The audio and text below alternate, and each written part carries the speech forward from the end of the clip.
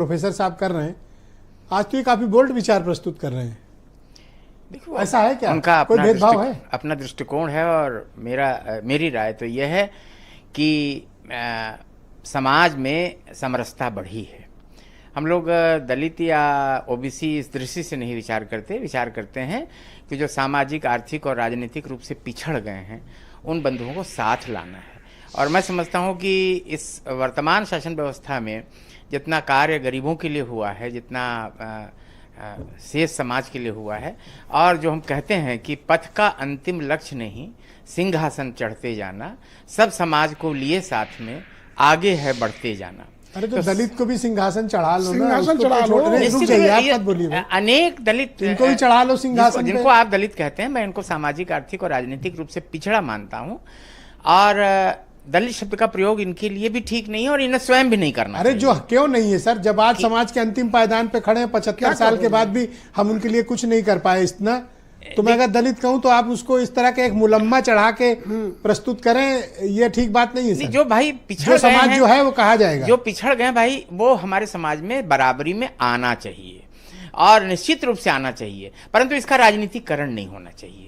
वास्तविक रूप से कार्य होना चाहिए और कार्य करने के लिए ही इस समय जो प्रयास हो रहे हैं, सरकारी स्तर पर प्रयास हो रहे हैं, मैं समझता हूँ इसमें सबसे तेज प्रयास हो रहे हैं। क्या तो प्रयास हो रहे हैं, 2-4 प्रयास बताइए। देखिए, आप ये देखिए कि जो पिछड़े और जिसको आप कहते हैं दलित हैं या गरीब हैं, हम उनको पिछड़े मानते हैं कि हर किसी क्षेत्र में वो पिछड़ गए। दलित है उसको पिछड़ा न बनाओ सर, ये गलत बात है सर। नहीं, देखिए, वो एक अलग कैटेगरी है पिछड़ों की, आप दलित को पिछड़ा नहीं कहो सर। मैं ये मानता हूं कि सबको सम्मान मिलना चाहिए, सबको बराबरी का हक मिलना चाहिए और यह अवसर भी बराबरी के मिलने चाहिए। अवसर भी बराबरी का मिलना चाहिए और मिल रहा है।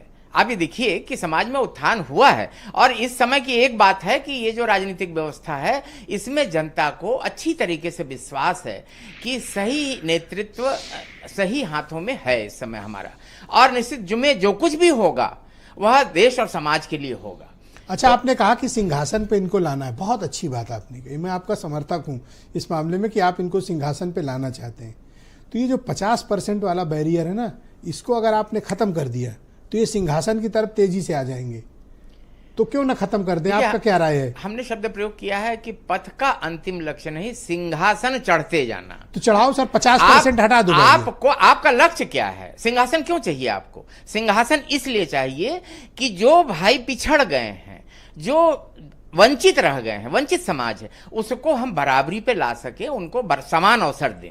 तो अगर ये जो सरकार करती है काम, स्वतः लोग उसकी ओर आकर्षित हो। तो सर दरवाजा थोड़ा चौड़ा कर देंगे तो ज्यादा लोग अंदर आ जाएंगे। नहीं, सबको आना चाहिए, सबको बराबर का हक। दरवाजा चौड़ा करो, 50 तोड़ दो सर। सबको बराबर का हक मिलना चाहिए। और मैं तो कहता हूं आप इस बात के समर्थक हैं कि 50% का कैप हटा दिया जाए? मैं आरक्षण को राजनीतिक विषय मानता ही नहीं, ये एक सामाजिक विषय है। तो 50% वाले पे क्या ओपिनियन है? आरक्षण कोई बुरी व्यवस्था नहीं, सबसे 50% पार करें, चलेगा? जो भी संभव है समाज के हित में, चलिए 50% के ऊपर चलें। जो समाज का, अब तो जनगणना भी आ रही है, तो जनगणना आने के बाद अब निश्चित रूप से कि इसका उपयोग केवल विकास के लिए होना चाहिए, राजनीति के लिए नहीं होना। तो 50% की सीमा पार करने के आप हिमायती हैं? कोई आपत्ति नहीं है, वो तो पार तो हो ही गई है। 10% वाले 1 सेकंड से पार तो हो ही गई है और निश्चित है जो समाज जिसकी उतनी आवश्यकता है वो मिलना चाहिए। कह दिया इन्होंने कि 50 के ऊपर जाए आरएसएस कह रहा हूं, या इनकी विचारधारा को कोई कह रहा हूं, बिल्कुल जाना चाहिए। अच्छी बात कही, अच्छी बात ये पूरी SC ST नहीं सर, आज देखिए सिन्हा जी की तारीफ होनी चाहिए कि उन्होंने कहा किस वर्ग के लिए चाहती है, किस वर्ग के लिए, ये पूछ ली किस वर्ग। सर ये तो आप पेज फंसा रहे। वीरेंद्र जी